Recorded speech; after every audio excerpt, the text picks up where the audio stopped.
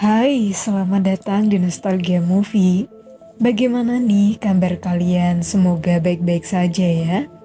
Di episode kali ini kita akan membahas salah satu teori tergelap yang pernah ditemukan SpongeBob SquarePants. Serial satu ini ternyata tidak hanya menyelipkan jokes dewasa untuk penontonnya, tapi mereka juga memiliki sesuatu yang kelam untuk disajikan pada anak-anak. Seorang fan teori setelah menemukan sebuah yang secara mengejutkan hadir dalam serial ini. Sebuah yang mungkin akan mengejutkan siapapun yang menyadarinya.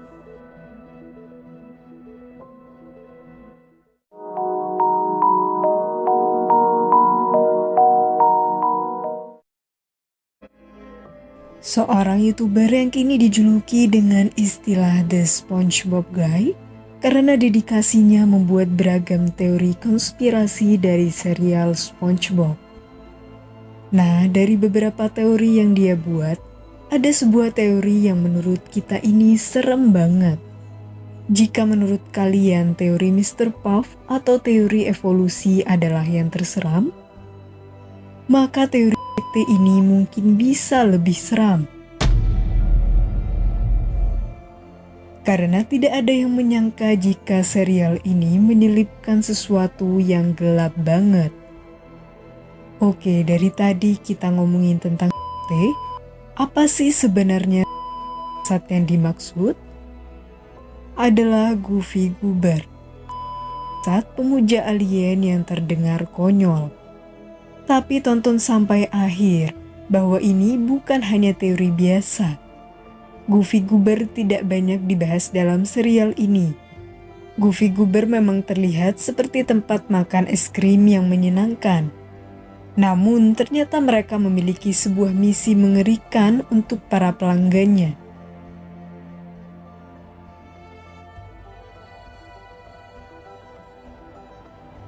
Oke, sebelum kita membahas lebih jauh tentang Goofy Goober, kita harus tahu dulu apa yang dimaksud dalam teori ini. Biar nanti pembahasannya jadi nyambung gitu guys. Nah, yang dimaksud adalah saat pemuja alien. Sumpah ini nggak bohong. Di dunia nyata beneran ada dan nggak main-main loh. Saat ini telah memakan korban jiwa sebanyak 39 orang. Saat ini kita sering mempertanyakan atau bahkan menyepelekan keberadaan alien di luar sana. Satu-satunya alasan adalah karena tidak ada satupun bukti yang memperkuat keberadaan mereka. Berpuluh-puluh tahun para ilmuwan mencoba untuk berkomunikasi, namun hasilnya selalu nihil. Tidak ada jawaban dari manapun. Walaupun para ilmuwan telah berusaha sekuat mungkin untuk menjangkau mereka. Walau keberadaannya masih dipertanyakan, puluhan orang di San Diego, California, Amerika Serikat malah menganggap bahwa alien benar-benar ada. Sebagai identitas yang sangat tinggi, bayangkan tuh. Bahkan orang-orang ini meyakini bahwa suatu hari nanti alien akan datang ke bumi dan bawa mereka ke surga.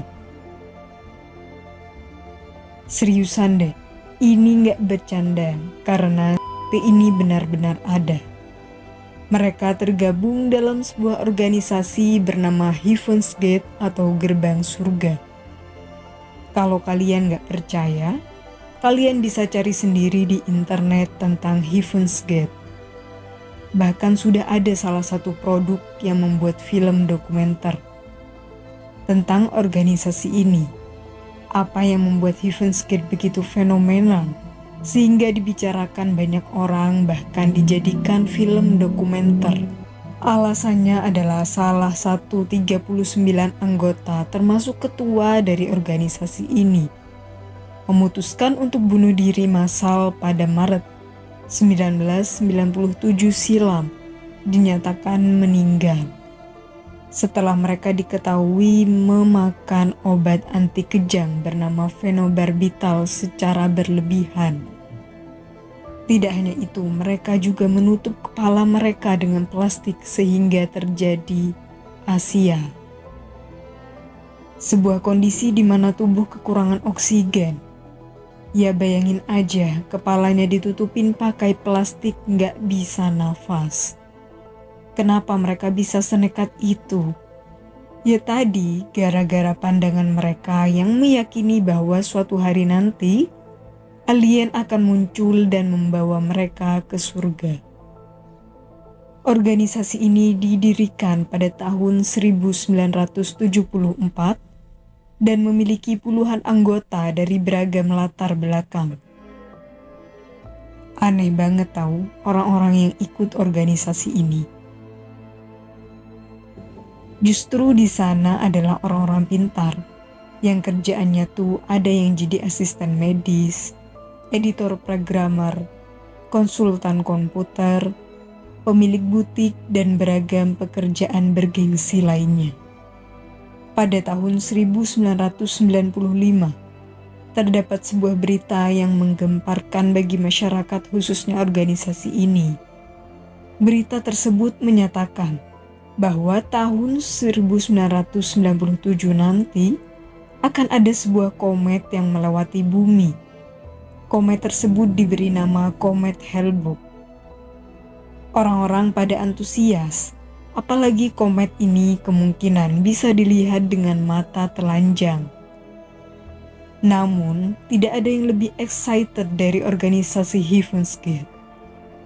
Mereka sangat antusias karena menganggap bahwa komet tersebut adalah alien yang akan datang ke bumi dan membawa mereka menuju surga. Mereka begitu yakin akan hal ini, sehingga ketika tahun 1997 itu datang, Komet Hale-Bopp benar-benar melewati bumi, dan itu dimanfaatkan oleh 39 anggota organisasi untuk pergi ke surga dengan cara bunuh diri. Ini adalah sebuah tragedi yang sangat menyedihkan, di mana ketika beberapa orang menikmati indahnya Komet Hale-Bopp, malah puluhan orang lain memutuskan untuk mengakhiri hidupnya. Kasus Heaven's Gate ini sangat viral kala itu dan menjadi perbincangan banyak orang. Dengan banyak ketua atau pimpinan organisasinya, maka berakhir pula lah keberadaan dari Heaven's Gate sebanyak 39 orang konyol. Karena meyakini bahwa alien segera datang untuk menjemput mereka menuju surga. Lantas, apa hubungan alien ini dengan Goofy Goober? Nah, Alex Bell meyakini bahwa Goofy Goober adalah Heaven's Gate di universe SpongeBob. Tidak banyak orang yang tahu bahwa toko es krim tersebut menyimpan sebuah misteri yang sangat besar.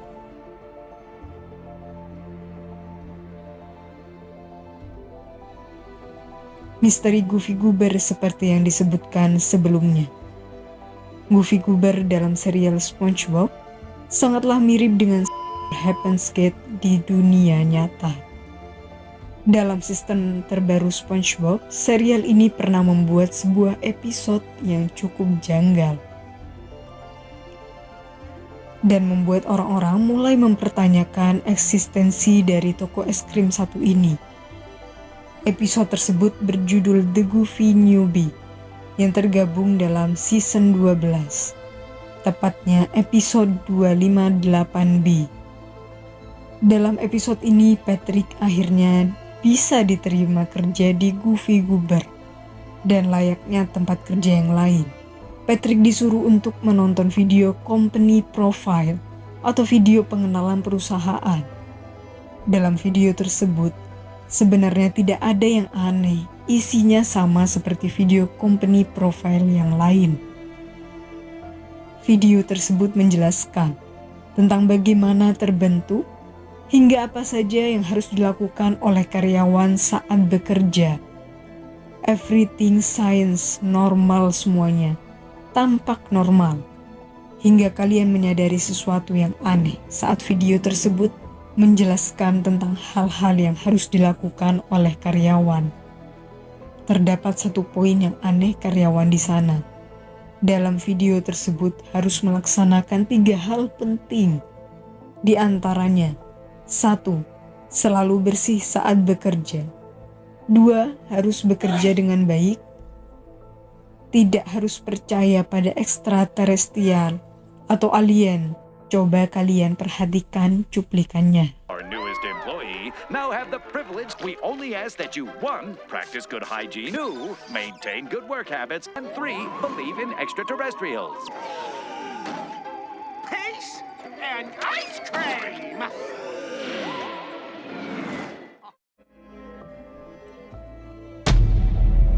Ini adalah sebuah peraturan yang sangat aneh.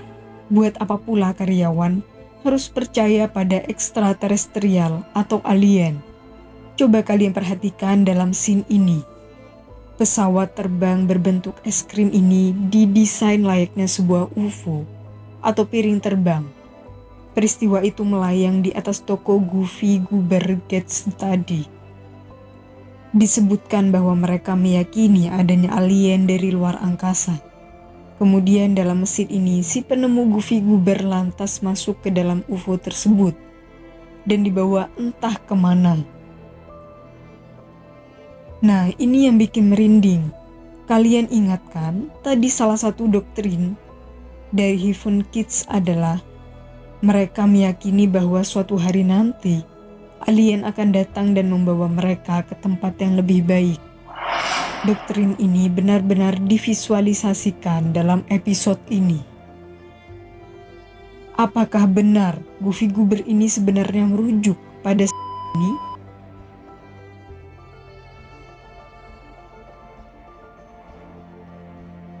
Pada awalnya orang-orang mengira bahwa kemunculan UFO es krim itu hanya sebuah jokes random semata.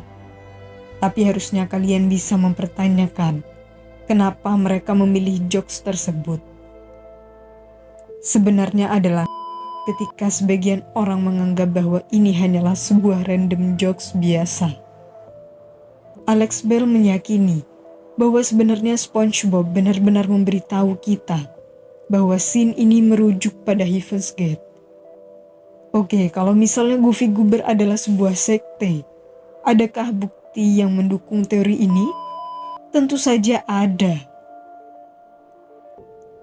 Alex Bell telah menonton semua episode SpongeBob yang memunculkan Goofy Goober dalam ceritanya.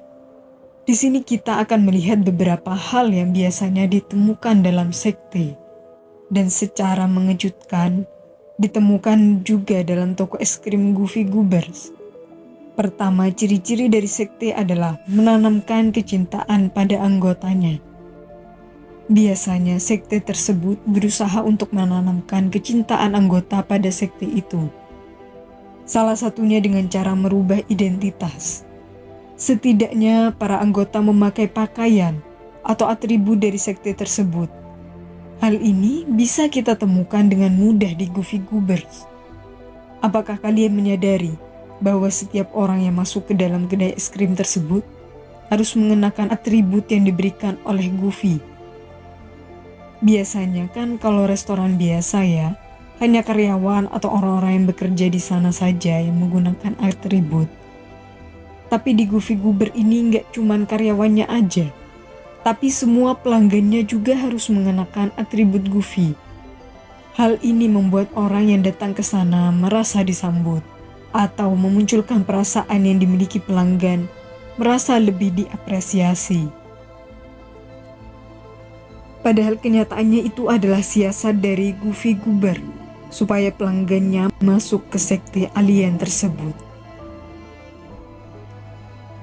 Selain itu, coba kalian perhatikan lagu atau theme song dari Goofy Goober. Lirik lagu tersebut sangat sederhana, namun sangat provokatif. Lagu ini seolah mengisyaratkan bahwa aku, kamu, dan kita semua adalah Goofy Goober. Kalian pasti pernah mengikuti sebuah organisasi, di mana organisasi itu memiliki sebuah lagu untuk dihafal oleh para anggotanya. Nah, di sini kasusnya sama. di mana Goofy Goober sengaja mengajarkan lagu tersebut layaknya Heaven's Gate pada para anggotanya. Kedua, ciri yang kedua adalah brainwash atau mencuci otak. Setelah berusaha menanamkan kecintaan pada setiap anggotanya, baru masuk ke tahap berikutnya, yaitu mencuci otak. Sebisa mungkin apa saja yang ada di dalam organisasi itu harus menancap kuat di dalam diri anggotanya. Dan ini bisa kita temukan dalam film panjang SpongeBob yang pertama yang dirilis pada tahun 2004. Dalam salah satu scene, kita bisa melihat SpongeBob dan Patrick yang tidak tahan untuk menyanyikan lagu Goofy Goober. Ketika mereka mendengar musik dari lagu tersebut, ini sudah menunjukkan bahwa mereka sudah ditanamkan rasa cinta yang luar biasa. Ini yang bikin merinding. Dalam scene ini, bukan hanya mereka yang telah tercuci otaknya, bukan hanya Patrick dan SpongeBob, tapi ada dua ikan lain yang akhirnya tidak kuat untuk menyanyikan lagu dari Goofy Goober itu. Ini tentu sudah menandakan bahwa Goofy Goober jaringannya sudah sangat luas. Bahkan ikan yang tidak kita kenal ini bisa mengetahui lagunya. Ciri yang ketiga adalah adanya sesembahan alias pemujaan. Kalau kita sebagai umat yang beragama, hanya Tuhan yang kita sembah. Dalam beberapa scene, anak-anak yang sedang memakan es krim begitu sangat antusias dan excited ketika melihat maskot kacang ini. Tidak hanya itu, dalam film panjang pertama SpongeBob, Patrick dan SpongeBob bahkan menggunakan kata worship atau memuja yang merujuk pada maskot kacang Goofy. Bahkan yang lebih merinding, Alex Bell menemukan sebuah game SpongeBob, di mana dalam game tersebut terdapat sebuah koin yang dengan jelas diberi gambar maskot kacang Goofy Goobers. Dan kalian tahu apa yang tertulis dalam koin tersebut? Kalimat ini merujuk pada semboyan Amerika Serikat yang dalam dunia nyata sebenarnya berbunyi "In God We Trust" atau pada Tuhan kami percaya. Tapi dalam game ini, kata good diganti dengan Goofy. Terdengar sesat bukan? Apakah kalian cukup yakin bahwa Goofy Goober sebenarnya adalah sekte tersembunyi? Dalam universe pemujaan biasanya memiliki doktrin yang akan disampaikan pada para pengikutnya. Jika tidak melalui ceramah atau pidato, doktrin tersebut biasanya dapat disampaikan dengan buku UC. Dalam salah satu spin-off SpongeBob, terdapat sebuah detail adegan yang cukup mencurigakan. Spin-off tersebut berjudul The Patrick Star Show, yang fokus ceritanya pada Patrick.